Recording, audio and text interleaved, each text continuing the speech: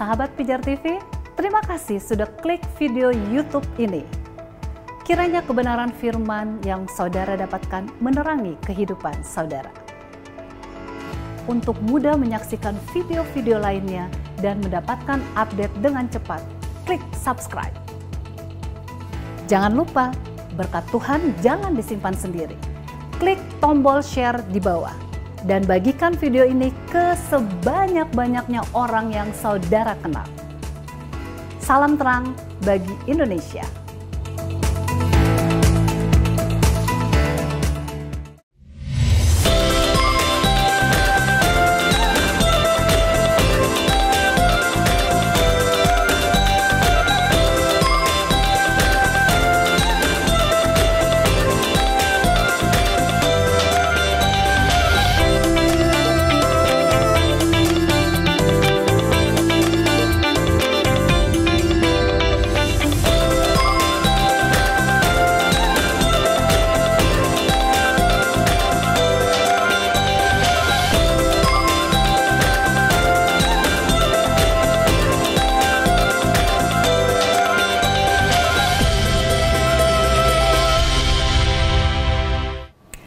Shalom, salam sejahtera pemirsa Pijar TV. Sukacita di dalam Tuhan, saya kembali dapat hadir menjumpai Anda sekalian dalam program Ku Tahu Yang Ku Percaya. Bagaimana kabar Anda? Doa kami Anda dalam keadaan sehat senantiasa, dalam perlindungan dan sejahtera Tuhan. Kita masih membicarakan mengenai Kristologi, bagaimana pribadi Yesus yang luar biasa, supaya kita semakin mengenalnya dan semakin mengasihinya. Banyak orang mempertanyakan bagaimana mengenai kesucian daripada Tuhan Yesus. Kita tahu dia adalah pribadi yang suci.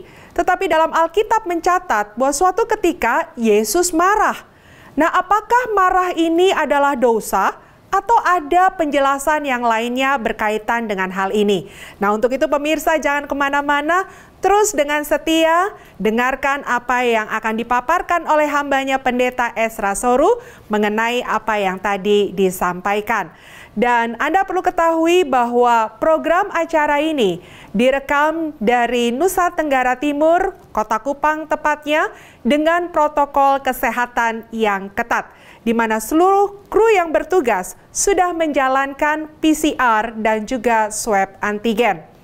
Bagi Anda yang ingin menjadi partner donasi kami, Anda bisa mengirimkan donasi yang ada di layar kaca Anda. Dan tentunya kami berterima kasih dan Tuhan yang akan memberkati apa yang Anda berikan. Jangan lupa juga pemirsa, Anda bisa mengirimkan pertanyaan, saran, pendapat, atau kritikan seputar dari program acara ini. Tentunya kami kru Pijar TV akan senang hati untuk membalas apa yang Anda sampaikan. Mari siapkan hati, kita akan segera diberkati oleh pemaparan hambanya, Pendeta Ezra Soru.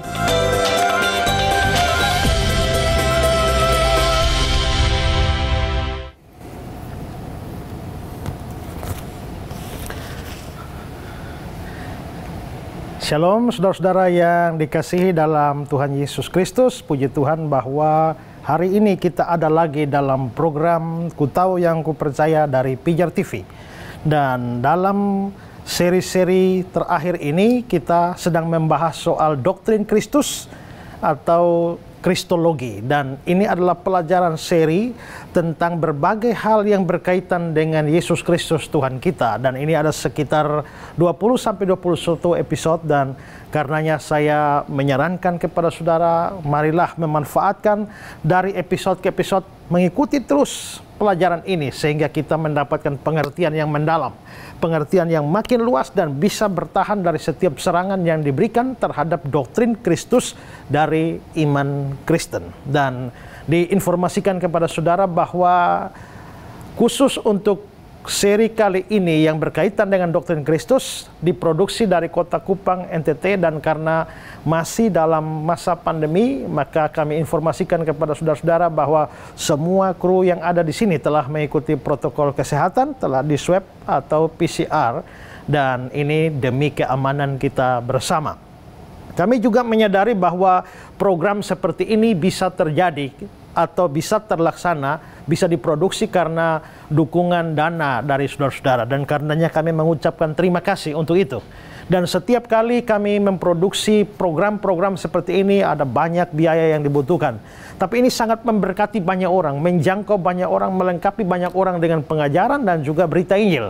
Karena itu kami juga membuka kesempatan kepada saudara-saudara yang mau ambil bagian dalam pelayanan yang besar ini. Saudara bisa melakukannya dengan memberikan donasi kepada Pijar TV.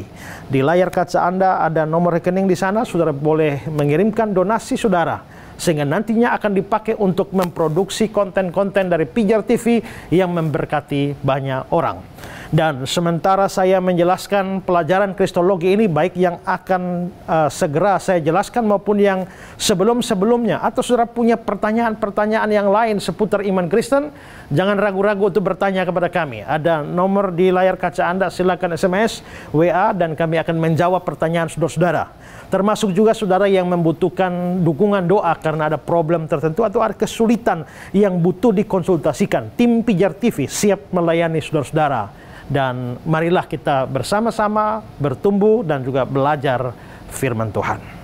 Baik saudara-saudara, kita dalam seri Kristologi, dan dalam episode sebelumnya kita sudah membahas soal kesucian Kristus. Dan saya sudah membahas 3 hal. Pertama adalah arti dari kesucian Kristus. Yang kedua adalah dasar kitab suci dari kesucian Kristus. Dan ketiga, mengapa Kristus bisa sama sekali tidak berdosa. Sekarang kita masuk pada poin yang keempat, yaitu anggapan-anggapan bahwa Kristus berdosa.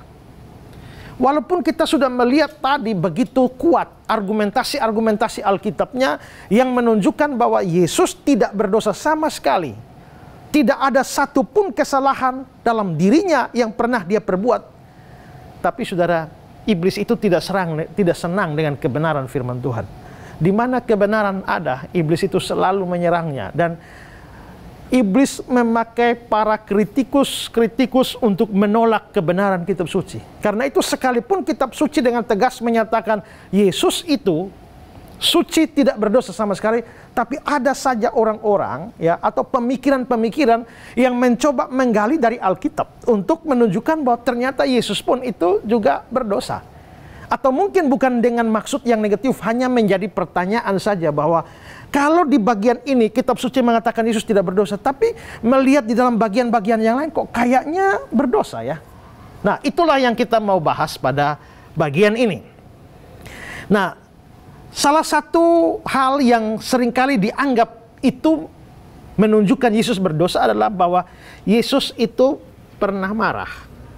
Ya. Coba kita lihat Markus 3 ayat 5. Markus pasal 3 ayat 5. Ia berduka cita karena kedegilan mereka, dan dengan marah ia memandang sekelilingnya. Ya, dengan marah ia memandang sekelilingnya. Jadi Yesus itu pernah marah, memarahi orang-orang. Dan yang paling menyolok saya kira kisah penyucian Yesus di Bait Allah ya.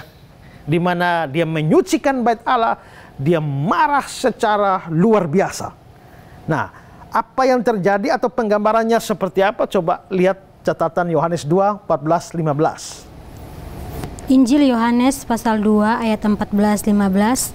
Dalam bait suci didapatinya pedagang-pedagang lembu, kambing domba dan merpati dan penukar-penukar uang duduk di situ.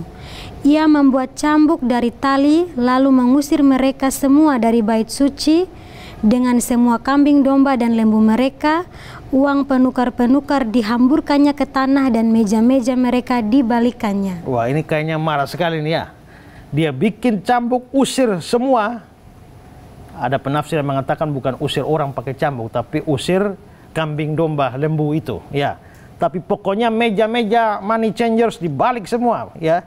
Dan dia mengusir mereka semua dari sana. Jadi Yesus kelihatannya pada waktu marah besar. Nah, kemarahan Yesus seperti ini lalu oleh sebagian orang, atau mungkin ada orang berpikir, kalau begitu Yesus berdosa karena dia marah. Nah, bagaimana kita menanggapi hal ini? Pertama-tama ingatlah bahwa marah sendiri itu belum tentu merupakan dosa. Ya. Hal itu bisa dilihat dari Efesus pasal 4 dan Mazmur pasal 4. Coba lihat Efesus 4 ayat 26. Efesus pasal 4 ayat 26. Apabila kamu menjadi marah, janganlah kamu berbuat dosa. Janganlah matahari terbenam sebelum padam amarahmu. Lalu Mazmur 4 ayat 5. Biarlah kamu marah, tapi jangan berbuat dosa. Ya, apabila kamu menjadi marah, jangan berbuat dosa. Berarti marah belum tentu berdosa. Biarlah kamu marah, tapi jangan berbuat dosa. Marah boleh, tapi jangan berdosa. Berarti marah itu sendiri itu tidak otomatis itu menjadi dosa. Ya, otomatis menjadi dosa. Ada dosa, ada marah yang bisa mendatangkan pada dosa, dan ada marah yang tidak mendatangkan dosa. Jadi dengan kata lain, marah itu pada dirinya sendiri itu bisa sesuatu yang netral. Ya.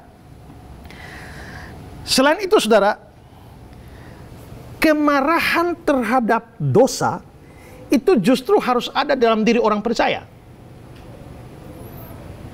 Ya. Atau juga bisa dikatakan, kalau ada Roh Kudus dalam diri saudara, maka harus ada kemarahan tertentu di dalam diri saudara itu. Dan ini kita bisa lihat dalam kasus Musa misalnya, ya. Coba kita lihat Keluaran 32 ayat 19. Keluaran pasal 32 ayat 19. Dan ketika ia dekat ke perkemahan itu dan melihat anak lembu dan melihat orang menari-nari, maka bangkitlah amarah Musa, dilemparkannyalah kedua loh itu dari tangannya dan dipecahkannya pada kaki gunung itu. Nah, ini Musa marah besar sekali. Kenapa dia marah besar? Karena kita melihat, kalau lihat ceritanya di Keluaran 32 itu, ternyata orang-orang Israel ini justru masuk pada penyembahan berhala. Ya, itulah sebabnya bangkitlah amarah Musa. Kalau dia lihat umat Israelnya menyembah berhala, tapi dia diam-diam saja tidak marah, itu justru aneh. Ya, Musa ini marah loh, bahkan marah besar sampai dilemparkannya kedua loh batu itu, dipecahkan di kaki gunung itu. Kalau kita melihat orang seperti, kadang-kadang kita bilang, oh, ini orang emosional sekali ya.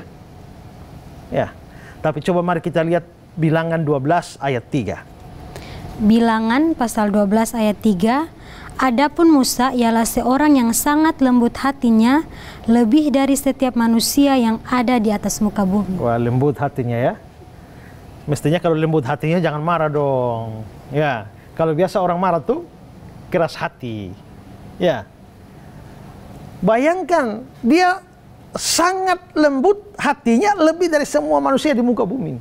Berarti Musa nih kelembutan hatinya begitu luar biasa. Tapi oh, ternyata orang yang lemah lembut itu ternyata bisa marah. Jadi jangan bilang bahwa lemah lembut itu tidak boleh marah dong. Kalau marah berarti tidak lemah lembut. Tidak. Yesus juga marah, kita lihat kan. Tapi kalau saudara lihat di Matius 11 ya, dia bilang, belajarlah padaku karena aku ya rendah hati dan lemah lembut. Yesus lemah lembut, tapi marah juga. Ya, seringkali kita mengartikan kalau lemah lembut, ya jangan marah. Ya, itu kayak Putri Solo gitu ya, ya lemah lembut. Ya, nginjak di kaki, tolong kakinya diangkat dari kaki saya. Lemah lembut begitu. Tapi tidak, gambaran Alkitab tidak begitu. Musa lemah lembut, marah. Yesus lemah lembut, dia marah. Ya, bahkan kemarahan itu bisa dikerjakan oleh Roh Kudus. Lihat 1 Samuel 11 ayat 6. 1 Samuel 11 ayat 6. Ketika Saul mendengar kabar itu, maka berkuasalah Roh Allah atas dia. Ya, lihat ya, berkuasalah Roh Allah. Roh Allah menguasai Saul, lalu dan menyala-nyalalah amarahnya dengan sangat. Menyala-nyalalah amarahnya dengan sangat. Berarti kemarahan Saul itu dikerjakan oleh Roh Kudus yang ada di dalam diri dia. Saya juga percaya, sekalipun tidak dikatakan, tapi kemarahan Yesus itu juga dikerjakan oleh Roh yang ada di dalam dia, yang membuat dia marah ketika bait Allah itu dijadikan sarang penyamun. Jadi memang ada kemarahan yang merupakan kemarahan yang baik, dan itu bukan dosa sama sekali. Kadang-kadang kalau kita lihat orang marah cepat marah, kita kecam. Orang sabar kita puji. Tapi ingat baik-baik bahwa di Alkitab tidak selamanya demikian. Di Alkitab kadang-kadang orang sabar justru dikecam. Tapi orang marah, orang tidak sabar itu bisa dipuji. Ya, secara khusus kalau misalnya ada ajaran sesat. Ya. Jemaat di Efesus itu pernah dipuji oleh Tuhan karena mereka tuh tidak sabar. Khusus tidak sabar terhadap pengajar-pengajar sesat, rasul-rasul palsu. Coba lihat Wahyu 2 ayat 2. Wahyu pasal 2 ayat 2, Aku tahu segala pekerjaanmu, baik jeripayamu maupun ketekunanmu. Aku tahu bahwa engkau tidak dapat sabar terhadap orang-orang jahat, bahwa engkau telah mencobai mereka yang menyebut dirinya rasul, tetapi yang sebenarnya tidak demikian, bahwa engkau telah mendapati mereka pendusta. Yang saya garis bawahi adalah kata-kata, aku tahu bahwa engkau tidak dapat sabar terhadap orang-orang jahat. Orang-orang jahat ini bukan orang jahat biasa, tapi rasul-rasul palsu ini. Ya, jemaat Efesus tidak sabar, tapi Tuhan bilang, aku tahu. Di balik itu ada pujian. Jadi orangnya tidak sabar terhadap ajaran sesat, justru dipuji. Sebaliknya, jemaat Korintus itu ada ajaran sesat juga, ada pengajar-pengajar palsu. Sabar-sabar saja. Itu dikecam. Paulus mengecam mereka. Lihat 2 Korintus 11 ayat 4. 2 Korintus 11 ayat 4, sebab kamu sabar saja, jika ada seorang datang memberitakan Yesus yang lain daripada yang telah kami beritakan, atau memberikan kepada kamu roh yang lain daripada yang telah kamu terima, atau Injil yang lain daripada yang telah kamu terima. Ya, orang beritakan Yesus yang lain, kamu sabar saja. Orang beritakan roh yang lain, kamu sabar saja. Orang beritakan Injil yang lain, kamu sabar saja. Ini kecaman. Ya. Jadi tadi jemaat Efesus itu dipuji karena ketidaksabarannya, jemaat Korintus dikecam karena kesabarannya. Ya. Nah, itu konsep Alkitab. Karena itulah kita kembali pada poin kita bahwa orang yang tidak sabar atau marah itu belum tentu berdosa. Ya. Tapi orang yang sabar-sabar saja belum tentu orang baik. Ya, tergantung kasusnya. Dan kalau kita melihat ini, kasus Yesus itu marah, menurut saya kemarahan Yesus ini adalah kemarahan yang suci. Mengapa? Karena dia tidak sembarang marah. Kalau kita melihat kasus-kasus kemarahan Yesus di dalam Alkitab, kemarahannya dia tujukan kepada dosa. Ya, dia tidak menyukai adanya dosa. Itulah sebabnya dia mengecam dosa, bahkan marah. Yang terjadi di bait Allah itu kan bait Allah dijadikan sarang penyamun. Ini kan dosa ini. Lalu dia marah. Maka marah itu bukan dosa kalau marah ditujukan pada dosa. Justru kalau sebaliknya, lihat dosa tapi aman-aman saja, nyaman-nyaman saja, tidak respon apa-apa, menurut saya justru berdosa. Ya. Kadang-kadang kita bilang, tidak usah marah-marah, yang penting kan kasih itu sabar, ya kan? Tapi jangan hanya sampai di situ kalau baca Alkitab, kasih itu sabar, titik. Ya, coba kita lihat deskripsi kasih dalam 1 Korintus 13 ya. Di bagian pertama itu ya, 1 Korintus 13 ayat 4, kasih itu sabar. Tapi coba baca ayat 6-nya. 1 Korintus 13 ayat 6, ia tidak bersuka cita karena ketidakadilan, tetapi karena kebenaran. Iya, di situ kan konteksnya kasih. Jadi kasih itu sabar, tapi kasih itu tidak bersuka cita karena ketidakadilan. Jadi kalau ada tidak adil, kasih itu tidak bersuka cita. Jadi kalau lihat ini ada tidak adil, sabar ya. Ada perampokan, sabar. Ada pemerkosaan, sabar. Ada ketidakadilan, ada segala macam dosa, lalu kita sabar. Itu bukan kasih. Ya, itu bukan kasih. Kasih itu bersuka cita karena kebenaran. Kalau lihat kebenaran dia bersuka cita. Tapi kalau lihat yang tidak beres, kasih tidak bisa bersuka cita. Kalau kasih bersuka cita pada ketidakbenaran, itu kasihnya bukan kasih lagi. Dan itu dosa. Ya. Nah, Yesus jelas menemukan banyak ketidakbenaran. Dan karena dia adalah orang yang kasih, kasihnya tidak bersuka cita atas ketidakbenaran itu, lalu dia wujudkan dengan kemarahan. Jadi kalau Yesus marah, itu tidak bisa dianggap bahwa dia sedang berdosa. Justru itu kemarahannya adalah kemarahan yang suci. Ya. Pak Pendeta, saya mau bertanya. Di dalam Efesus pasal 4 ayat 26 itu mengatakan bahwa apabila kamu marah janganlah berbuat dosa. Pak Pendeta bisa jelaskan marah yang bikin dosa itu bagaimana dan marah yang tidak bikin dosa itu bagaimana? Saya pendeta. Ibu Erni juga penginjil di gereja. Lalu satu kali Ibu Erni bikin salah dalam pelayanan. Ini membuat saya marah. Ibu Erni, kenapa Ibu Erni saya sudah suruh urus pelayanan itu Ibu Erni tidak lakukan? Saya tampar Ibu Erni. Langsung gigi patah. Ya. Loh, kalau salah ya marah. Tapi jangan pakai pukul dong, jangan pakai tonjok dong. Pada waktu saya marah ditambah dengan tonjokan, nah itu berarti marah saya menjadi dosa. Tapi kalau Ibu Erni berbuat kesalahan, apalagi kesalahan yang sudah berulang-ulang dan saya panggil dan saya marah, Ibu, kenapa Ibu melakukan ini? Mestinya ini, kan saya sudah bilang begini, ya. Tolong diperhatikan, lain kali jangan diulang. Kalau saya marah dan mengatakan begitu, artinya marah, saya saya marah, ya. Tapi apakah saya berdosa? Tidak, karena saya marah menyatakan hal itu. Supaya tahu di mana salahnya. Tapi kalau saya marah, saking marahnya langsung tonjok gigi 3 rubuh. Atau kalau begitu saya marah langsung disambung dengan segala macam kebun binatang keluar. Maki-maki. Itu berarti bahwa saya marah dan menjadi berdosa. Nah, karena itulah kita tidak selamanya salah kalau kita marah. Tapi bagaimana mengekspresikan kemarahan itu.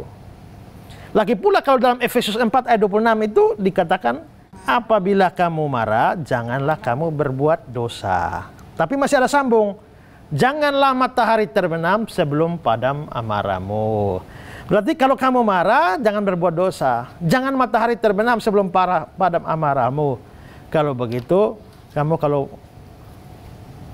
marahnya tapi matahari sudah terbenam, kamu marah terus, ya artinya kamu jadi berdosa karena memelihara kemarahan. Kalau marah, ya panggil dan selesaikan. Tapi waktu ada orang pernah tanya pada saya, Pak, janganlah matahari terbenam sebelum padam amarahmu. Kalau saya marah waktu siang, ya saya harus usahakan sebelum matahari terbenam sudah damai. Bagaimana kalau saya marah waktu malam? Matahari sudah terlanjur terbenam. Ya, ini tentu tidak bermakna harfiah. Maksudnya matahari terbenam kan ukuran hari itu. Jangan pelihara marah lama-lama. Jadi marah itu juga belum tentu dosa. Tapi kalau marah dipelihara terlampau lama tanpa diselesaikan, ya, ini ada salah. Ibu Erni salah. Kalau saya panggil, saya marah, oke, itu tidak salah kalau saya sampaikan dengan baik. Tapi kalau saya menyimpan amarah, lalu saya mendiamkan, tidak bicara dengan Ibu Erni 9 bulan 10 hari. Ya. Nah, itu berarti saya, ini matahari telah terbenam berulang-ulang, ini memelihara. Ya. Nah, itu sama dengan beri kesempatan pada iblis. Selama saya tidak menyelesaikan itu dan menyimpan amarah itu akhirnya menjadi dosa bagi diri saya sendiri. Dan banyak orang itu, ya, kalau kita belajar psikologi, kan ada hubungan antara tubuh, fisik dengan jiwa. Ya, kenapa orang malu mukanya merah? Malu itu kan terjadi pada jiwa. Tapi kok mukanya yang merah? Itu berarti yang terjadi di jiwa itu mempengaruhi tubuh. Kalau jatuh cinta, tiba-tiba matanya berbinar-binar. Ada pelangi di matamu, ya kan? Kok bisa? Kok bisa muncul pelangi di mata? Tapi jatuh cinta itu kan di dalam. Di dalam jiwa, tapi mempengaruhi tubuh. Orang bisa mengerti sesuatu, tapi gugup. Gugup itu terjadi di jiwa. Maka ditanya yang mestinya tahu, kalau tidak gugup, hari Natal itu hari apa? Kan kalau santai, oh hari kelahiran Tuhan Yesus, gampang.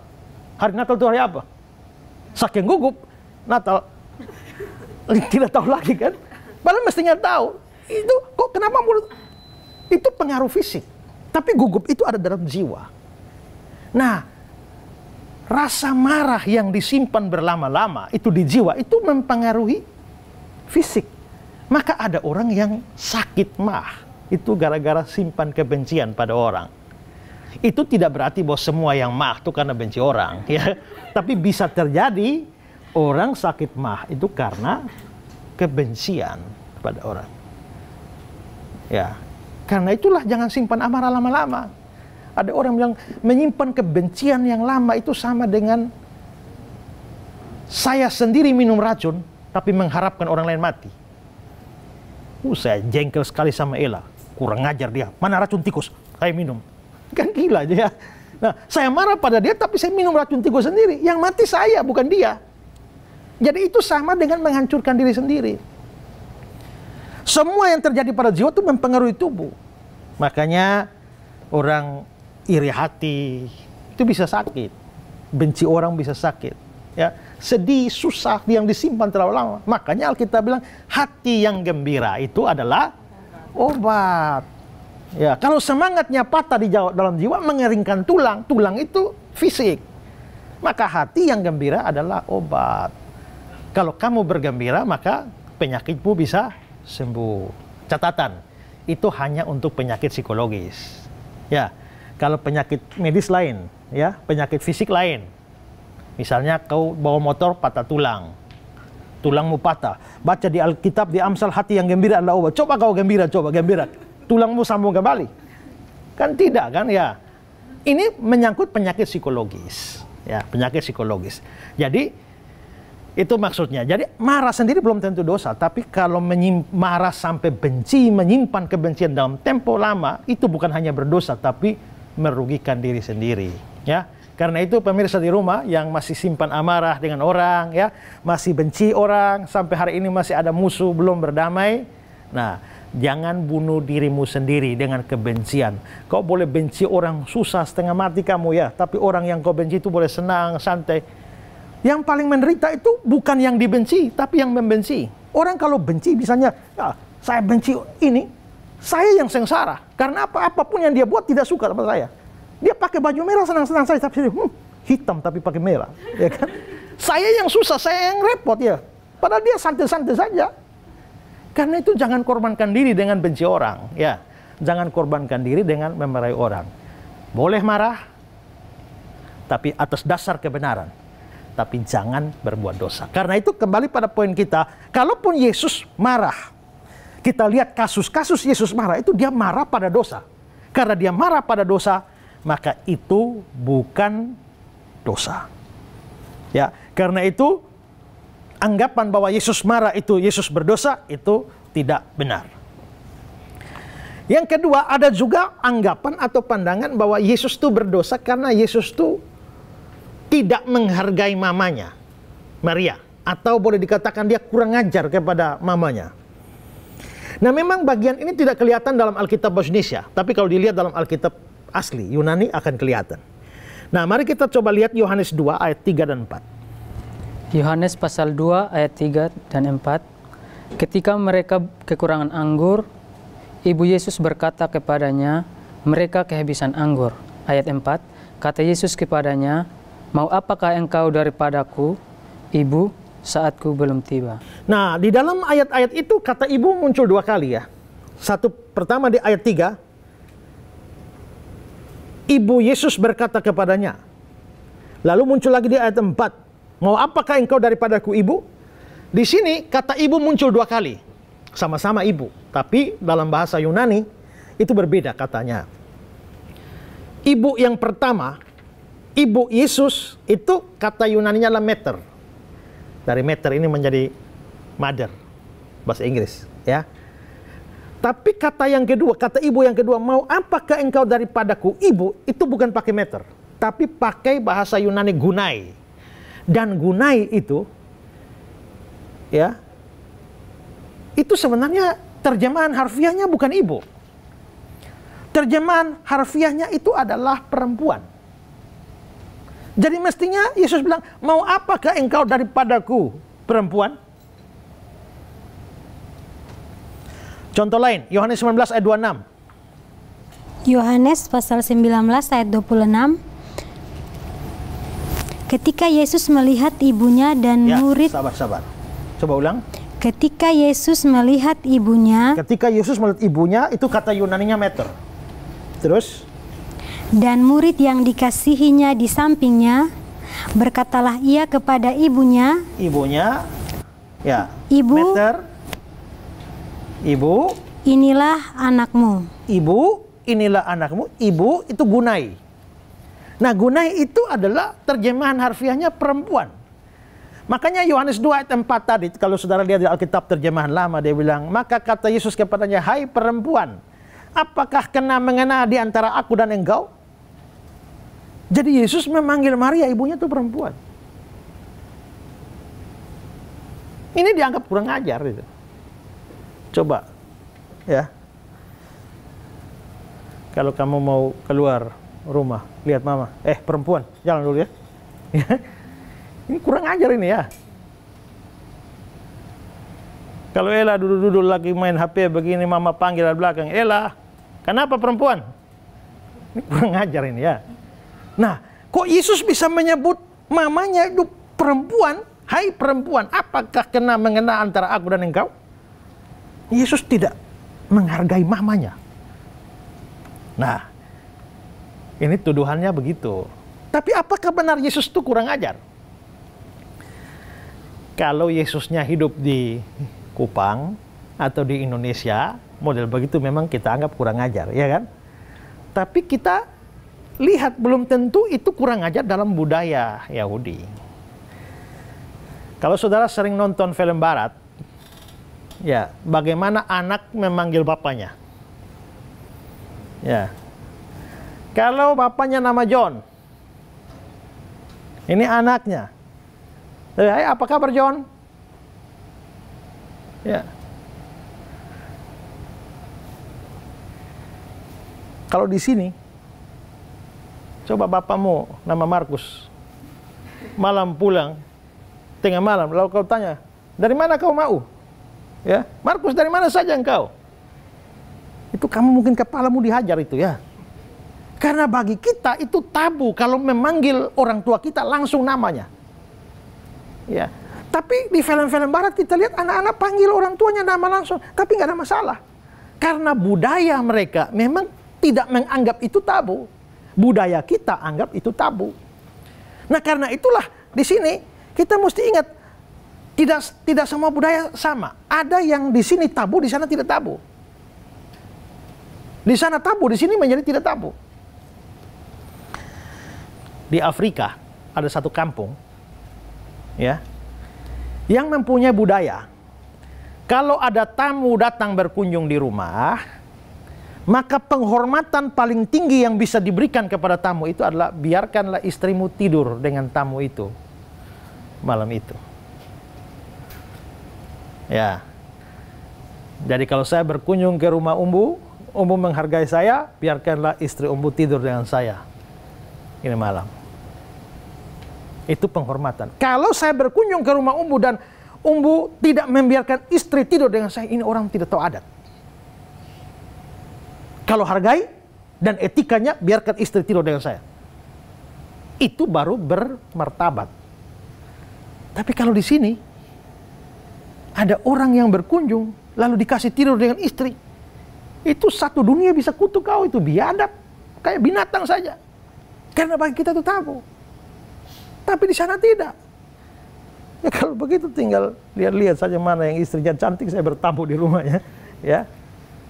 Itu di Afrika. Jangan tanya saya di Afrika mana. Saya tidak mau kasih tahu. Saya khawatir saudara bertamu di sana.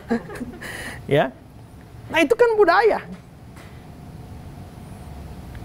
Ya. Saya sekitar 20-an lebih tahun yang lampau tuh sempat melayani di beberapa daerah di Jawa yang agak pelosok. Ya. Lalu satu hari bertamu ke rumah jemaat, lalu dikasih minum. Ya. Dikasih minum, ya sudah, saya minum sampai habis. Kasih teh, saya minum sampai habis. Begitu pulang saya ditegur oleh senior saya. Kalau dikasih minum, jangan minum sampai habis. Kenapa? Minum sampai habis itu tidak sopan. Kamu dianggap rakus. Kalau kau sopan, kalau dia kasih minum setengah saja. Oh begitu. Kalau di tempat saya, orang sudah kasih full, begini kau minum hanya setengah, saya kurang ajar. Kalau tahu begitu saya kasih kau setengah saja. Ya kan? Beda. Ya. Satu kali diajak makan, Pak mari makan. Saya, ya ayo. Setelah itu saya ditegur. Kalau diajak makan tuh jangan langsung bangun. Itu dianggap tidak sopan karena kamu kepengen makan. Jadi kalau diajak makan harus nolak dulu. Mari makan. Ah, terima kasih, masih kenyang. Tunggu dia tawar kedua. Ayo makan Pak. Tidak, masih kenyang baru makan. Ya kan? Lalu tunggu dia tawar, Pak ayo makan. Nah kalau sudah tawar ketiga baru bangun. Kalau di sini susah dia. Di sini kau belum tawar juga kita bangun duluan. Ya. Nah ini kita bisa lihat bahwa ada tindakan-tindakan tertentu yang di budaya tertentu menjadi kurang ajar. Di budaya yang lain malah sebaliknya. Jadi kalau kita lihat, wah Yesus mengatakan ibunya gunai. Ini kurang ajar. Ya kurang ajar dari kacamata kita. Tapi orang di sana pada waktu itu budaya di sana tidak melihat itu sebagai masalah. Jadi itu bukan sebuah tindakan tidak menghargai dan karenanya dianggap dosa. Yesus hidup dalam budaya Yahudi dan karenanya tindakan-tindakan dan kata-katanya pun harus dimengerti dari sudut pandang orang Yahudi. Ya, begitu cara membaca dan memahami Alkitab.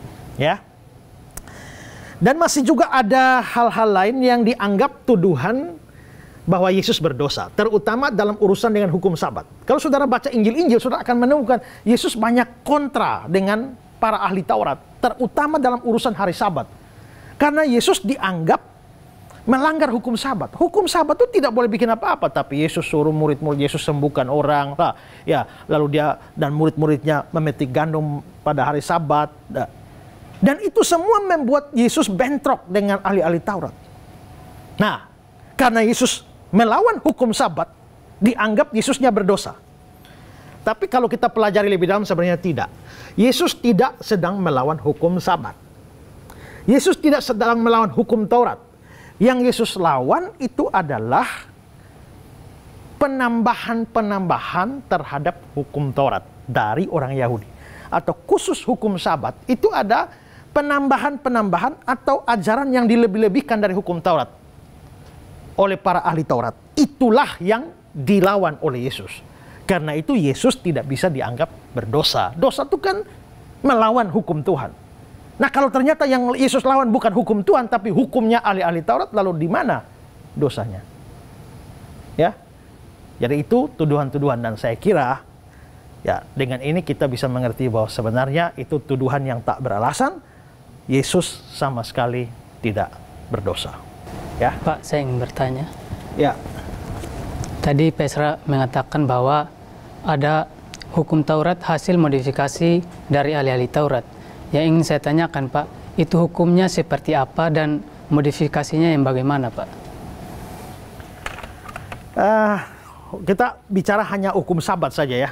Ya, ini kan ada ahli Taurat. Namanya ahli. Kerja mereka itu hari-hari hanya baca Taurat, menafsir Taurat, menerjemahkan Taurat untuk hidup umat. Nah, hukum Tauratnya luas, tapi kita cukup ambil hukum satu. Jangan hormatilah dan kuduskanlah hari Sabat. Mereka kan harus menerjemahkan ini. Hormatilah dan kuduskanlah hari Sabat. Pada hari Sabat, jangan kamu bekerja. Lalu mereka bilang, apa yang dimaksudkan dengan bekerja? Bekerja itu kalau bawa beban, itu juga namanya kerja. Tapi apa itu beban? Lalu mereka mulai mendefinisikan segala macam hal yang dianggap beban. Bawa beban sama dengan bekerja. Bekerja pada hari Sabat sama dengan dosa. Maka beban itu mulai mereka mendefinisikan sampai mereka lihat. Ini pada hari Sabat, ya. Ini perempuan kalau kamu jalan nggak apa-apa. Tapi jalan tidak boleh bawa beban. Lalu beban apa? Oh ternyata di lehermu ada kalung. Kamu jalan bawa kalung. Kalung itu beban. Nah kalau begitu itu sama dengan bekerja. Kau berjalan pada hari Sabat pakai kalung, kamu berdosa. Begitu. Yang pakai anting, dosa. Semua itu. Bahkan berjalan pada hari Sabat, itu ada ukurannya. Kalau selain hari Sabat kamu mau jalan berapa kilo, terserah, kuat-kuatan lah. Tapi kalau hari Sabat berjalan tidak boleh lebih dari sekian kilo. Itu yang namanya seperjalanan Sabat. Kalau saudara baca di Alkitab ada kata-kata seperjalanan Sabat, tidak boleh lewat dari sini. Dan mereka lalu membuat aturan.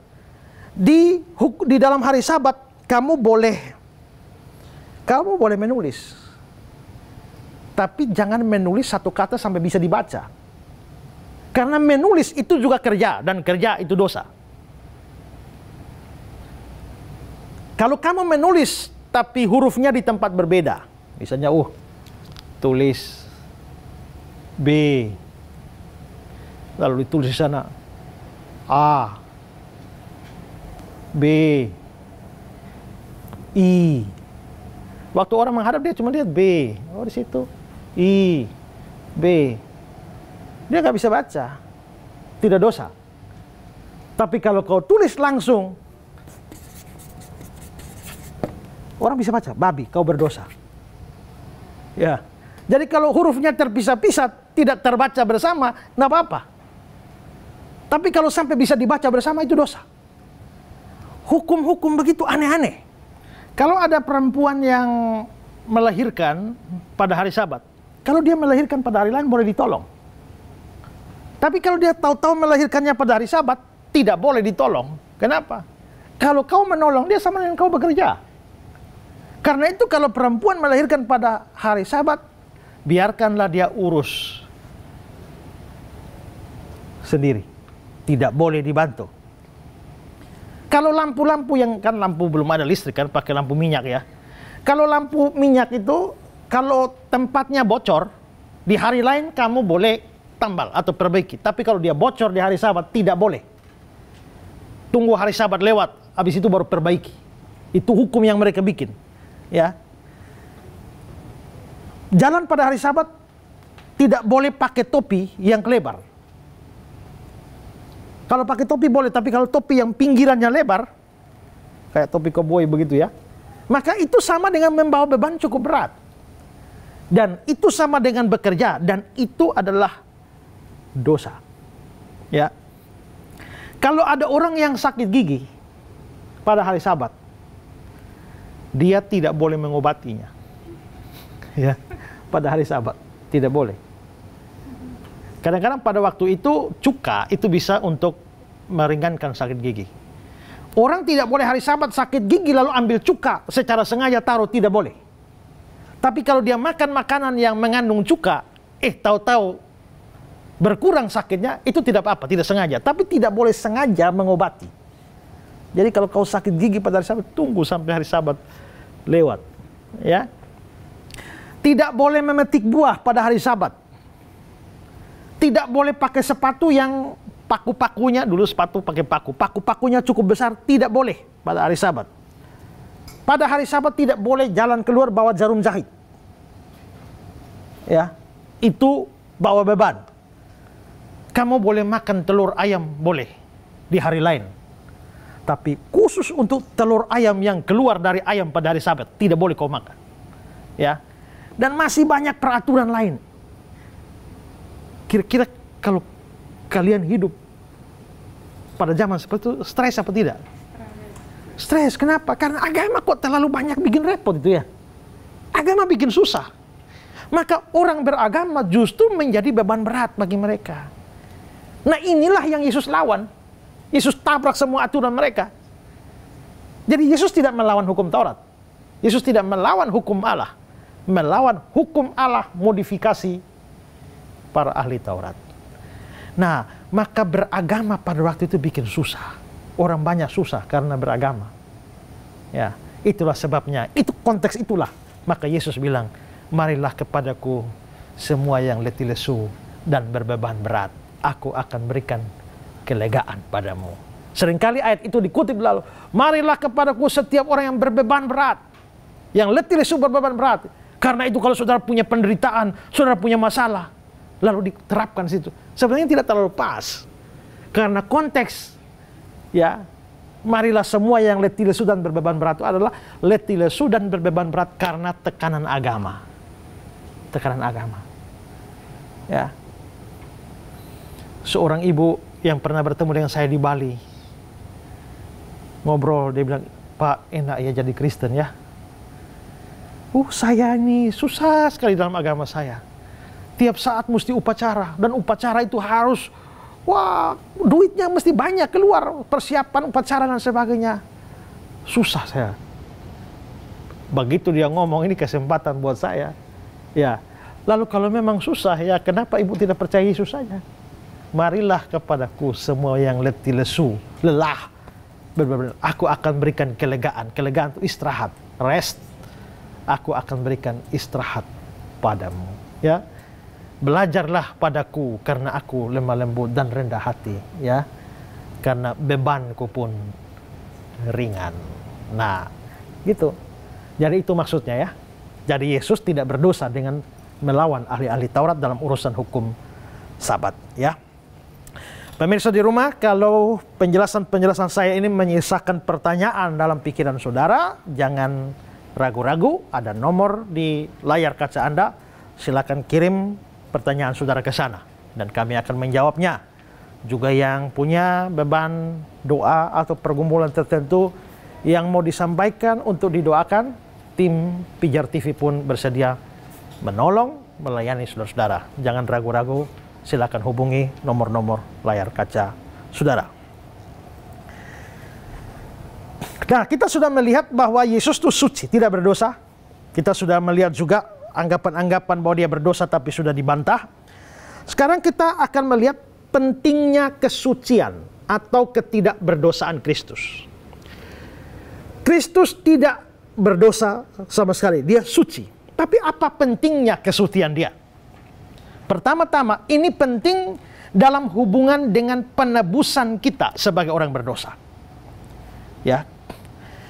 Yesus diutus ke dunia untuk menebus orang-orang berdosa dengan jalan menggantikan orang-orang berdosa yang dijatuhkan hukuman oleh Allah atau dihukum oleh Allah. Kamu orang berdosa, kamu orang berdosa, saya orang berdosa, kita nih orang berdosa. Kita nih mesti dihukum oleh Allah. Tapi Yesus datang untuk mengganti kita. Terus kalau mengganti kita, terus Yesusnya sendiri berdosa.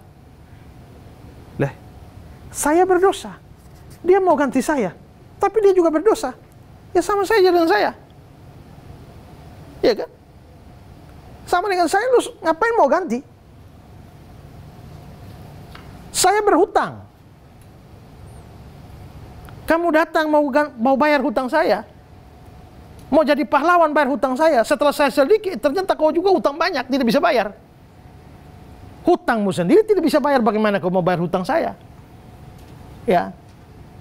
Karena itu disinilah, maka penting sekali Yesus itu suci. Kalau Yesus berdosa satu saja, saya berdosa, karena saya dihukum oleh Allah sebagai orang berdosa, saya akan masuk neraka. Yesus mau ganti saya. Ternyata Yesusnya berdosa. Yesus berdosa satu saja, Yesusnya juga harus masuk neraka. Jadi kalau sama-sama masuk neraka, siapa tolong siapa?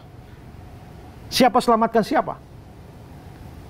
Karena itulah, kalau Yesus juru selamat dan dia mau menggantikan hukuman yang saya terima, dia mau menebus saya, dia tidak boleh berdosa satu pun. Dia harus suci secara sempurna. Kalau dia tidak suci secara sempurna, dia tidak layak jadi juru selamat. Seorang yang namanya Matthew Henry, penafsir, dia bilang, ini penting bagi keabsahan. Maksudnya ini adalah kesucian Kristus. Itu penting bagi keabsahan dan nilai korban yang akan dipersembahkannya. Sebab seandainya dia berbuat sesuatu yang membuat bapaknya tidak berkenan, dan dengan demikian mempunyai dosa yang harus dipertanggungjawabkannya sendiri, maka Bapa tidak akan berkenan kepadanya sebagai korban pendamaian bagi dosa-dosa kita. Sebab yang harus menjadi imam dan korban bagi kita adalah yang benar-benar murni tanpa celah. Ya, tanpa celah. Jadi korban penebus dosa itu harus murni tanpa celah.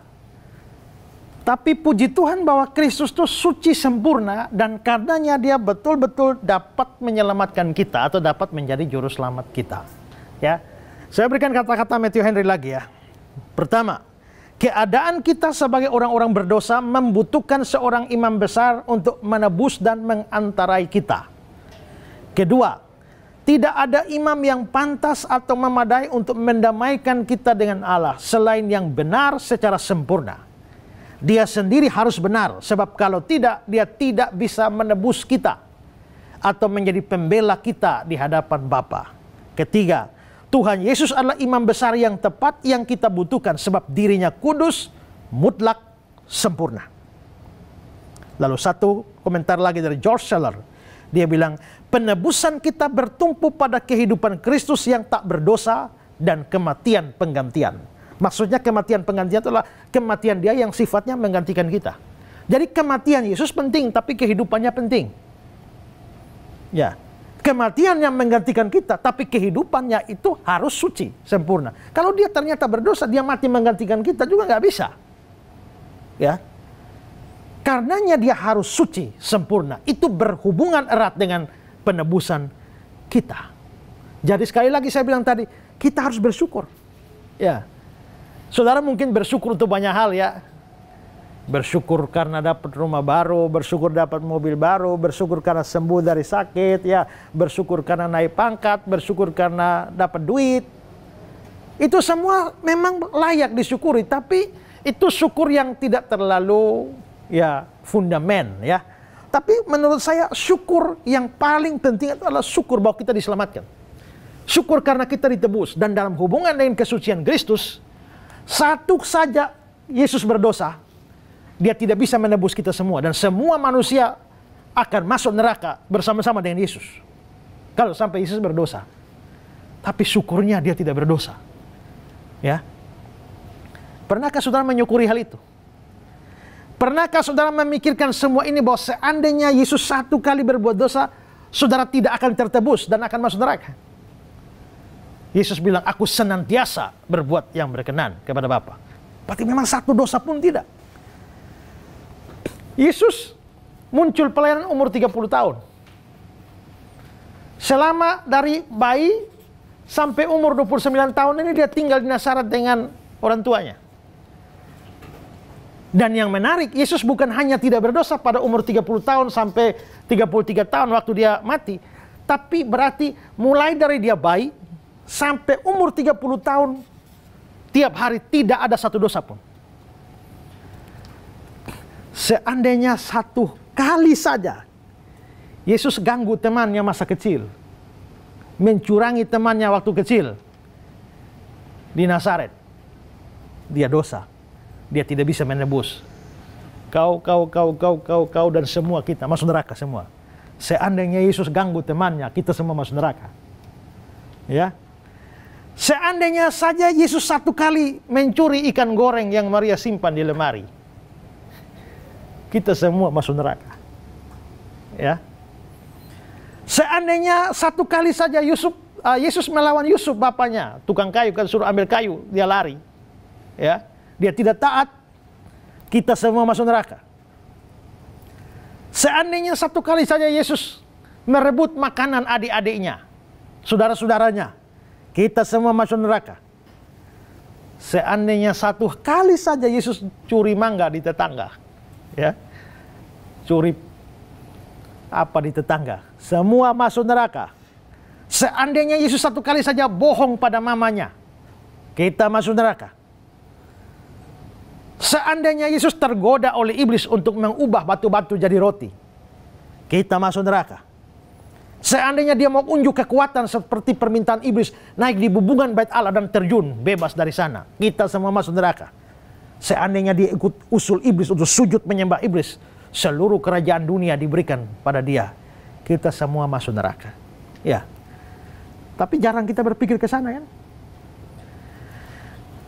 Tapi sekarang berpikirlah, karena kita sedang belajar hal ini. Karena itulah kita melihat bahwa kesucian Kristus itu penting, ya. Maka bersyukurlah karena Yesus bebas dari dosa Dan karenanya dia dapat menjadi jaminan kita, jaminan penebusan kita yang membuat kita lepas dari hukuman kekal dan dapatkan hidup yang kekal. Ya, Pak Esra, ya, saya mau bertanya. ya. Tadi Pak Esra mengatakan bahwa satu kali saja kita berbuat dosa, kita masuk neraka. Apakah ada dasar ketika Bapak mengatakan hal demikian? Lalu, kalau satu saja dosa kita masuk neraka, banyak dosa pun kita masuk neraka, apakah ketika kita di neraka ada perbedaan atau tingkatan hukuman? Ya. Terkait itu. Coba kamu baca Roma 6 ayat 23. Roma 6 ayat 23, sebab upah dosa ialah maut. Ya, cukup. Upah dosa ialah Maut. upah apa? Upah dosa ialah maut. Upah dosa atau upah dosa-dosa? Upah dosa. Hanya dosa, bukan dosa-dosa. Iya, upah dosa. Apa beda dosa dengan dosa-dosa? Kalau dosa satu. Satu. Kalau dosa-dosa lebih dari satu. Ya. Nah, ayat ini tidak bilang upah dosa-dosa. Upah dosa. Berarti satu. Berarti satu dosa memang maut. Maka seandainya saudara orang baik, luar biasa baiknya, ya, tapi dosanya cuma satu, tetap masuk neraka. Ya kan? Ini penting saudara ya. Karena itu saudara yang merasa diri bahwa saudara orang baik, oh saya orang baik dan pasti saya akan selamat, saya akan masuk surga. Dengar baik-baik. Satu dosa sudah cukup bawa saudara ke neraka. Sekarang, saudara orang baik, anggaplah bahwa semua orang tahu saudara orang baik. Tapi pertanyaan saya, kamu pernah berdosa satu kali saja atau tidak? Kamu memang akan pergi ke surga asal kamu taat 100%, tidak boleh minus satu. Begitu satu dosa, kamu sampai neraka. Karena itu jangan andalkan perbuatan baikmu dan menganggap bahwa dengan berbuat baik amal saleh kamu akan pergi ke surga. Sepanjang kamu ada dosa, kamu akan masuk neraka. Kalau satu dosa saja membawa kamu ke neraka, saya percaya tidak ada manusia di dunia ini yang dosanya cuma satu. Semua manusia dosa banyak sekali, bahkan lebih daripada itu, sebenarnya full dosa. Karena itu tidak bisa ada orang bisa selamat tanpa Kristus. Ya. Nah, jadi itu dasarnya. Tapi kalau orang berbuat dosa satu, masuk neraka. Orang berbuat dosa 100, masuk neraka. Orang berbuat dosa 1 juta, masuk neraka. Berarti 1.000 dengan 1 juta sama-sama masuk neraka. Sama-sama di api neraka, sama-sama panas. Ya, kalau bikin dosa satu saja masuk neraka, bikin dosa 1 juta masuk neraka. Kalau sama, ya mending bikin dosa banyak aja kan. Toh nggak ada beda. Tidak. Saya percaya bahwa hukuman di neraka itu beda-beda. Ya, tergantung banyaknya dosa. Karena tidak mungkin adalah sebuah keadilan kalau memberikan hukuman sama rata, padahal hukumannya, padahal kesalahan atau dosanya itu beda-beda. Entah beda banyaknya, beda tingkatannya. Dosa itu kan ada tingkatan-tingkatannya, tidak bisa dihukum sama rata. Itu sama kayak masuk surga juga. Masuk surga itu anugerah, bukan berbuat baik baru masuk surga. Masuk surga itu adalah anugerah yang diterima lewat iman. Tapi nanti kan di surga kan kita dapat upah. Upah itu tergantung dari perbuatan baik kita, ya. Maka kalau banyak berbuat baik, ya banyak upahnya. Kalau berbuat baiknya sedikit, sedikit upahnya. Tidak berbuat baik, ya tidak dapat upah. Upahmu besar di surga. Upah besar kalau banyak berbuat baik. Jadi di surga pun nanti beda-beda upahnya. Kita nggak bisa mengharapkan sama upah dengan Paulus. Paulus yang hidupnya seluruhnya dipersembahkan untuk pelayanan, pasti upahnya beda dengan kita yang mungkin banyak santai-santainya. Di surga ada beda-beda, ya. Tapi di neraka saya percaya juga, ya, karena hukuman sekalipun ayat-ayat tertentu tidak langsung bicara soal neraka, tapi menjelaskan bahwa hukuman berbeda dari tingkat pelanggaran. Ya, coba lihat Lukas 12, 47, 48. Lukas 12, 47, 48. Injil Lukas pasal 12 ayat 47. Adapun hamba yang tahu akan kehendak tuannya, tetapi yang tidak mengadakan persiapan atau tidak melakukan apa yang dikehendaki tuannya, ia akan menerima banyak pukulan. Banyak pukulan. Jadi kalau tahu kehendak Tuhan tapi tidak taat, dapat banyak pukulan. 48. Tetapi barang siapa tidak tahu akan kehendak tuannya dan melakukan apa yang harus mendatangkan pukulan, ia akan menerima sedikit pukulan. Sedikit pukulan. Tahu tapi langgar, banyak pukulan. Tidak tahu tapi langgar, bukan tidak dapat pukulan, tetap dapat juga, tapi sedikit pukulan. Itu menunjukkan bahwa tingkatan pelanggaran menyebabkan adanya tingkatan penghukuman. Ya, karena itulah di neraka, menurut saya pasti ada tingkatan-tingkatan penghukumannya. Tapi tingkatannya seperti apa, kitab suci tidak beritakan. Di surga juga ada tingkatannya. Makanya di Matius 5, barang siapa mengajar dan seluruh hukum Taurat, dia akan mendapatkan tempat yang paling tinggi di surga. Tapi yang lain mendapat tempat yang paling rendah di surga. Jadi di surga juga beda-beda. Ya, di neraka juga beda-beda. Karena itu makin banyak dosamu, masuk neraka. Mungkin entah bagaimana, mungkin dapat masuk neraka lebih panas kah? Atau bagaimana, saya tidak tahu. Tapi pokoknya ada perbedaan. Keadilan Allah, keadilan hakim akhir zaman itu harus menyebabkan perbedaan hukuman. Karena memang ada perbedaan dalam jumlah dan juga tingkatan dosa. Ya, kembali kepada persoalan kita ya. Tadi kita lihat bahwa apa pentingnya kesucian Kristus. Pertama itu berhubungan dengan kepenebusan kita. Kalau dia tidak suci sempurna, tidak ada penebusan bagi kita. Tapi yang kedua, ini dalam hubungan dengan kehidupan kita sebagai orang Kristen. Kehidupan kita sebagai orang Kristen artinya adalah bahwa kesucian Kristus itu menjadi teladan bagi kita. Bahwa kita ini kan pengikut Tuhan. Maka dia telah menunjukkan hidup yang suci, berarti dia memberikan teladan kepada kita, supaya kita pun itu boleh hidup suci. Ya. Apakah itu berarti bahwa di dunia ini kita bisa hidup suci seperti Yesus? Menurut saya tidak bisa. Ya. Kita nanti baru suci sempurna seperti Yesus kalau sudah di surga. Coba lihat Ibrani 12 ayat 23. Ibrani 12 ayat 23.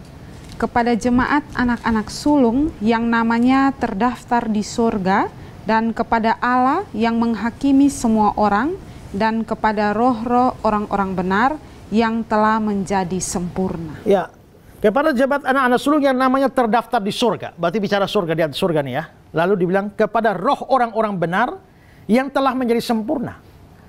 Roh orang benar menjadi sempurna di surga. Jadi di surga baru kita sempurna. Ya. Kalau masih di dunia ini kita tidak bisa sempurna. Ya, meskipun begitu, biarpun di dunia ini kita belum bisa sempurna, tapi karena teladan Tuhan kita yang suci tanpa dosa itu harus membuat kita terdorong untuk bertumbuh di dalam kekudusan. Ya, maka kita harus berjuang untuk hidup kudus, hidup suci. Berjuang, makin hari makin suci. Ternyata jatuh lagi, nggak apa-apa, ya. Bukan maksudnya nggak apa-apa, ini bukan berarti boleh. Tapi kan kita sering kali kita ngalami juga kan. Tapi maksudnya nggak apa-apa, ini jangan putus asa. Bangun lagi, berjuang lagi untuk naik lagi. Bisa jatuh lagi, bangun lagi. Berjuang terus di dalam kekudusan. Nah, karena itulah maka kesucian Kristus itu harus mendorong kita untuk hidup suci. Kalau kita lihat dalam 1 Yohanes pasal 2 ya. Coba lihat ayat 6. 1 Yohanes 2 ayat 6. 1 Yohanes pasal 2 ayat 6. Barang siapa mengatakan bahwa ia ada di dalam dia, ia wajib hidup sama seperti Kristus telah hidup. Barang siapa mengatakan ia ada dalam dia, dia wajib hidup sama seperti Kristus telah hidup. Kita wajib hidup seperti Kristus. Bisa gagal, ya. Tapi berjuang. Lalu satu lagi, 1 Petrus 1 ayat 14-16. 1 Petrus 1 ayat 14-16. Hiduplah sebagai anak-anak yang taat, dan jangan turuti hawa nafsu yang menguasai kamu pada waktu kebodohanmu, tetapi hendaklah kamu menjadi kudus di dalam seluruh hidupmu, sama seperti Dia yang kudus. Ya, hendaklah kamu menjadi kudus dalam seluruh hidupmu, sama seperti Dia yang kudus, yang telah memanggil kamu. Ayat 16. sebab ada tertulis, kuduslah kamu sebab aku kudus. Kuduslah kamu sebab aku kudus. Jadi kesucian Kristus itu berhubungan dengan hidup Kristen kita, yaitu mendorong kita untuk berjuang hidup dalam kekudusan, dan melalui hidup kita orang bisa lihat Kristus. Ada seorang misionaris yang dikirim oleh lembaga misi untuk pergi ke satu wilayah yang masih belum ada orang Kristen. Lalu suruh pergi ke sana, lalu nginjili di sana. Lalu dia pergi, tapi rupanya entah bagaimana dia takut sekali untuk ngomong tentang Kristus. Tiap kali dia mau ngomong memperkenalkan Kristus, dia takut. Akhirnya dia tidak pernah ngomong tentang Kristus. Selama 2 tahun dia di sana, dia tidak berhasil menceritakan tentang Yesus pun di satu orang. Dan karena tidak ada orang yang bertobat, akhirnya lembaga misi menganggap ini orang gagal. Tarik. Nah, setelah ditarik, diganti dengan tenaga misi yang baru. Tenaga misi yang baru ini beda dengan yang pertama. Yang ini rajin cerita tentang Tuhan Yesus. Dia berkunjung pada orang, dia cerita tentang Tuhan Yesus. Tuhan Yesus tuh begini, Tuhan Yesus tuh penuh kasih, Tuhan Yesus tuh suka mengampuni, Tuhan Yesus tuh suka tolong orang, Tuhan Yesus tuh rendah hati, tidak sombong, Tuhan Yesus tuh begini, begini, begini, begini, begini. Pokoknya cerita. Waktu cerita banyak tentang Tuhan Yesus, mereka tanya, orang-orang kampung tuh tanya kepada misionaris, sabar dulu.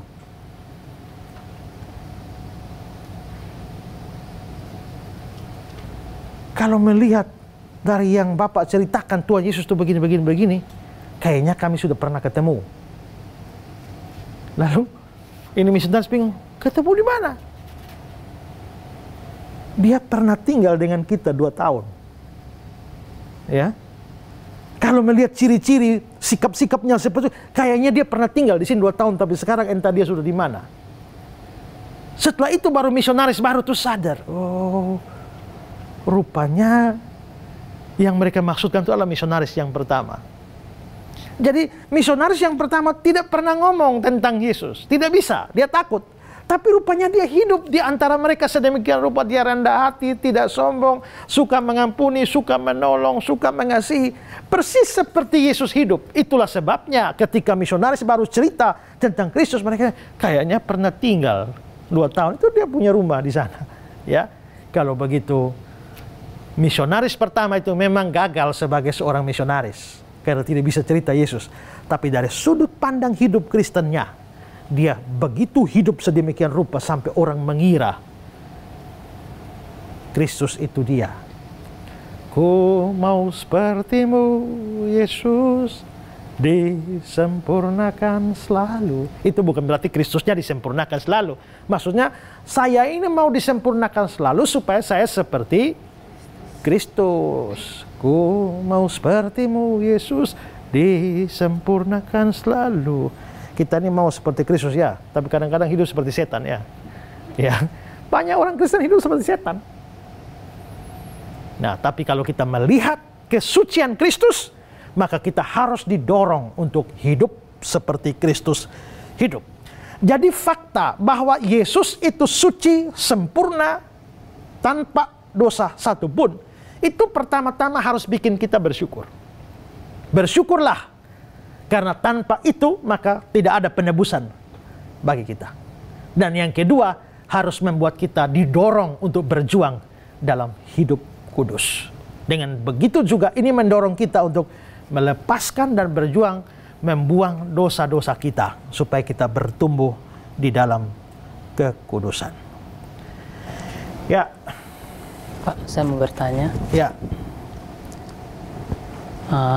Kita orang percaya yang hidup dalam dunia, apakah kita bisa hidup tanpa dosa sama seperti Kristus? Ya, saya sudah bilang tadi tidak bisa. Nanti di surga baru bisa. Kalau tidak bisa, bagaimana dengan ayat dalam 1 Yohanes 3 ayat 9 dan 1 Yohanes 5 ayat 18, Pak? Mohon penjelasan. Nah, coba baca 1 Yohanes 3 ayat 9 dan 5 ayat 18. 1 Yohanes 3 ayat 9, setiap orang yang lahir dari Allah tidak berbuat dosa lagi, sebab benih ilahi tetap ada di dalam dia dan ia tidak dapat berbuat dosa karena ia lahir dari Allah. 1 Yohanes 5 ayat 18. Kita tahu bahwa setiap orang yang lahir dari Allah tidak berbuat dosa, tetapi dia yang lahir dari Allah melindunginya dan si jahat tidak dapat menjamahnya. Ya, setiap orang yang lahir dari Allah tidak berbuat dosa. Ya, yang 1 Yohanes 3 ayat 9 tadi, tidak berbuat dosa lagi. Ya, tidak berbuat dosa lagi atau tidak berbuat dosa. Nah, kalau begitu kelihatannya ayat ini mengatakan bahwa kita mestinya orang percaya kan tidak buat dosa lagi. Tapi saya bilang tadi, kayaknya di dunia ini kita masih berbuat dosa. Belum bisa suci sempurna. Nah, mungkin saya perlu sedikit jelaskan dari sudut pandang bahasa Yunani. Kalau saudara belajar bahasa Yunani, terutama kalau belajar tata bahasanya, maka saudara akan menemukan apa yang disebut ada kata-kata yang ditulis dalam bentuk lampau, itu namanya aorist, dan ada yang bentuk masa sekarang yaitu present. Kalau sesuatu ditulis dalam bentuk aorist, itu berarti sesuatu yang terjadi pada masa lampau, ya, dan tidak diulang. Tapi kalau itu present, itu berarti itu terjadi, pernah terjadi waktu itu dan terjadi terus sampai sekarang, ya. Present itu menunjukkan kontinuitas. Kalau aorist itu hanya pada masa lampau. Nah, kalau diperiksa ayat-ayat ini, kata-kata tidak berbuat dosa lagi, ya, atau tidak berbuat dosa, maka kata tidak berbuat dosa ini ditulis dalam bentuk present. Karena ini ditulis dalam bentuk present, itu berarti bahwa dosanya ini bukan sekedar dosa, tapi dosa yang present, tidak berhenti, berlanjut terus-menerus. Itu maksudnya. Jadi kalau saya sudah orang percaya, bisakah saya minum mabuk? Bisa. Mungkin lagi stres, bagaimana terpengaruh teman, lalu ajak saya minum mabuk, bisa. Saya bisa minum mabuk. Tapi kalau saya betul-betul lahir dari Allah, saya tidak bisa mabuk terus-menerus. Dari dulu sampai sekarang saya mabuk terus, tidak berhenti-berhenti.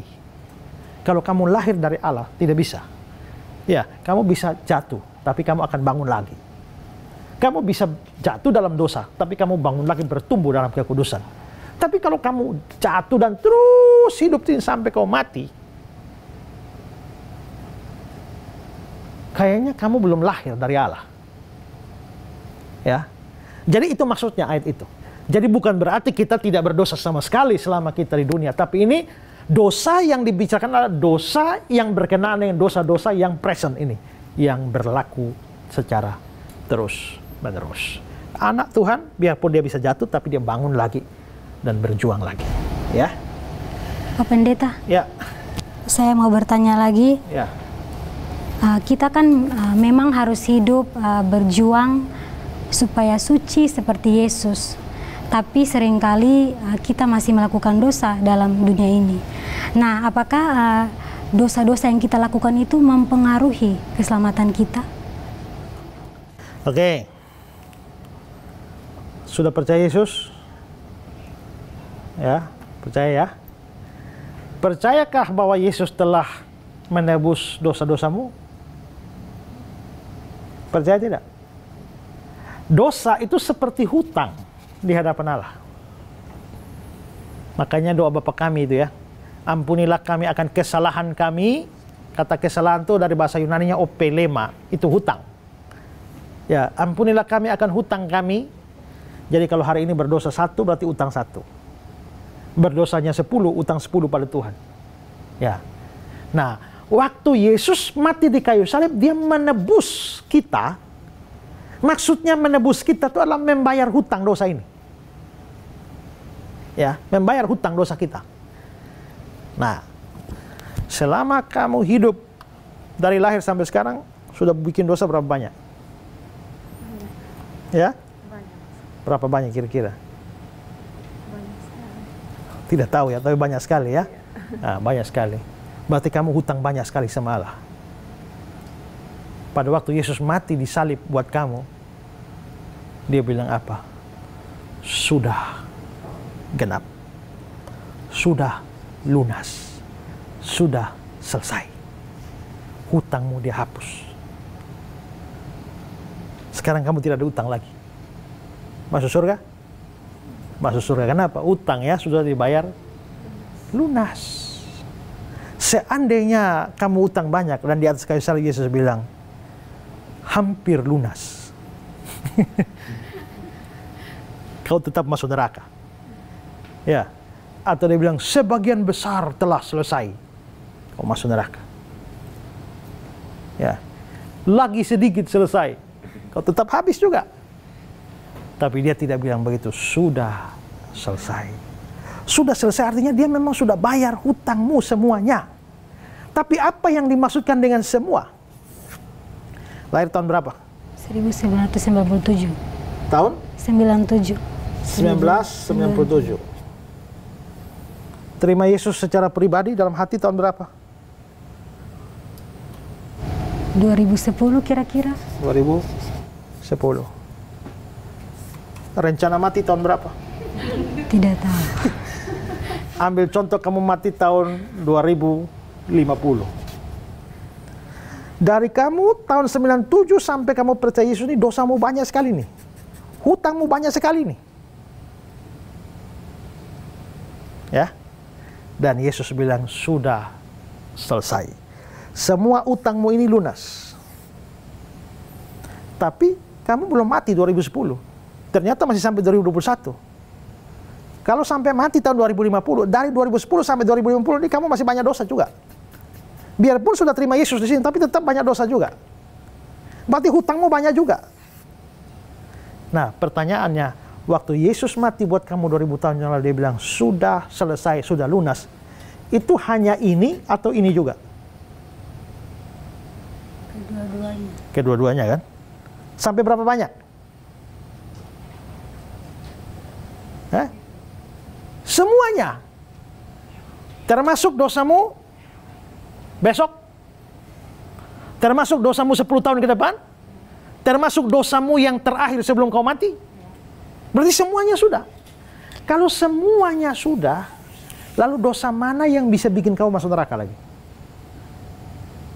Kalau semua dia bayar. Tidak ada kan? Tidak ada lagi. Kalau begitu, kamu pasti diselamatkan. Jadi Pak Pendeta, kalau saya berbuat dosa di ini juga tetap selamat. Tetap selamat. Kalau begitu kita berbuat dosa lagi. Tidak bisa. Kenapa? Karena kalau kau pikir, kalau begitu saya berbuat dosa lagi, itu berarti kamu bukan orang percaya. Maka kamu akan masuk neraka. Karena pikiranmu untuk mempermainkan anugerah itu pikiran orang tidak percaya. Tapi kalau kamu sungguh-sungguh orang percaya, kamu pasti rindu taat. Rindu untuk menyenangkan dia, walaupun kamu ternyata jatuh. Tapi itu bukan sebuah keinginan untuk mempermainkan. Ya, keinginan untuk mempermainkan. Coba lihat 1 Yohanes 2 ayat 1 dan 2. Anak-anakku, hal-hal ini kutuliskan kepada kamu supaya kamu jangan berbuat dosa. Kamu jangan buat dosa. Ini peringatan nih, jangan buat dosa. Namun jika seorang berbuat dosa, artinya apa? Artinya kita tidak boleh berdosa, tapi kadang-kadang juga jatuh juga kan? Jangan buat dosa. Namun jika berdosa, kita mempunyai seorang pengantara pada Bapa, yaitu Yesus Kristus yang adil. Ya. Dan ia adalah pendamaian untuk segala dosa kita. Ya, cukup. Dia adalah pendamaian untuk segala dosa kita. Ini bukan bicara dosa yang lewat, tapi termasuk dosa yang akan datang. Kenapa? Karena jika seorang berbuat dosa, berarti kan bisa di depan ini. Tapi ingat, kita mempunyai pengantara pada Bapa, dia pendamaian untuk segala dosa kita. Maka kita jangan berbuat dosa, berarti kita harus berjuang untuk tidak berdosa. Tapi kalaupun jatuh, kamu tidak boleh putus asa. Kenapa? Karena untuk dosa-dosamu itu Kristus telah bayar. Dan itu memastikan keselamatanmu. Inilah iman Kristen. Inilah keuntungannya percaya Yesus. Karena kalau bergantung perbuatan kita, tergantung jasa kita, maka besok kita berdosa, kita masuk neraka. Tapi jasa Kristus di atas kayu salib, Dia telah membayar semua sekali untuk selama-lamanya, sudah selesai, sudah genap. Maka Dia memastikan bahwa untuk semua orang percaya seluruh hutang dosanya sudah dibayar. Tidak ada satu hutang pun yang kamu bayar sendiri. Semua dibayar, dan itu menunjukkan bahwa kamu pasti diselamatkan. Itu anugerah. Karena itu saudara-saudara, beruntung sekali bagi saudara yang percaya Yesus. Kalau saudara tidak mau percaya Yesus, bayar utangmu sendiri. Dan kamu akan bayar itu dalam kekekalan di neraka. Tapi kalau kamu mau percaya kepada Yesus, Yesus telah bayar seluruh hutangmu. Dan tidak ada satu dosa pun yang bisa bawa kamu ke neraka. Karena itu buka hatimu. Dan jangan ragu-ragu, terima Dia sebagai juru selamat. Terima Dia sebagai Tuhanmu. Dan Dia yang suci, Dia yang tidak berdosa itu, Dia akan menjadi penebusmu, menebus dan membayar semua hutangmu. Sehingga kapanpun kamu mati, kamu akan pergi ke surga. Hidup di depan masih banyak rintangan dan tantangan. Bisa lemah, bisa jatuh. Tapi bersyukur, anugerah Tuhan menjamin bahwa seluruh hutang dosa kita dibayar. Kalau memikirkan begitu, kenapa masih keraskan hatimu dan tidak terima Yesus sekarang? Puji Tuhan dan bersyukur kepada Tuhan. Biarlah pelajaran-pelajaran ini menambah iman kita dan mau membuat kita lebih sungguh-sungguh ikut Tuhan. Program seperti ini sangat penting dan kami bersyukur bahwa banyak saudara memberi dukungan sehingga program ini boleh sampai dan memberkati banyak orang. Tidak terlepas dari dukungan dana. Kami akan terus memproduksi pelajaran-pelajaran seperti ini. Dan itu membutuhkan biaya yang sangat banyak. Karena itu kami tetap membuka kesempatan setiap saudara yang mau mengambil bagian dengan berdonasi untuk acara-acara seperti ini di Pijar TV. Silakan, ada nomor rekening di layar Anda. Silakan kirimkan donasi Anda dan akan berguna bagi pemberitaan firman Tuhan. Dan kalau saudara punya pertanyaan, silakan kirimkan pertanyaan saudara tentang apa saja seputar iman Kristen. Kirimkan pertanyaan saudara, kami akan menjawabnya. Yang butuh dukungan doa, yang butuh konseling, tim Pijar TV siap melayani saudara. Jangan ragu-ragu, kirimkan semuanya di nomor yang ada di layar kaca saudara. Dan biarlah kita bertumbuh dalam kebenaran. Sampai jumpa dalam episode-episode Kristologi yang akan datang. Tuhan memberkati. Salam terang bagi Indonesia.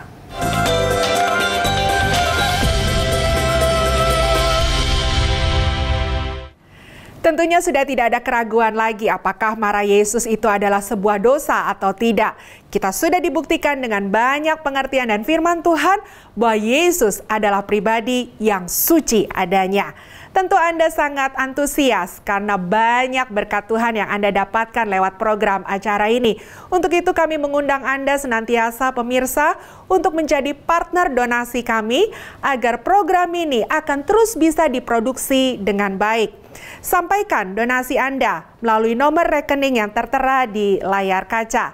Dan juga kami menyampaikan bahwa kalau Anda ingin menuliskan, menyampaikan saran, pendapat, pertanyaan, atau bahkan kritikan berkaitan dengan program acara ini, tuliskan dan kirimkan ke nomor WhatsApp yang tertera di layar kaca. Kami akan senantiasa berupaya untuk membalaskan apa yang Anda sampaikan.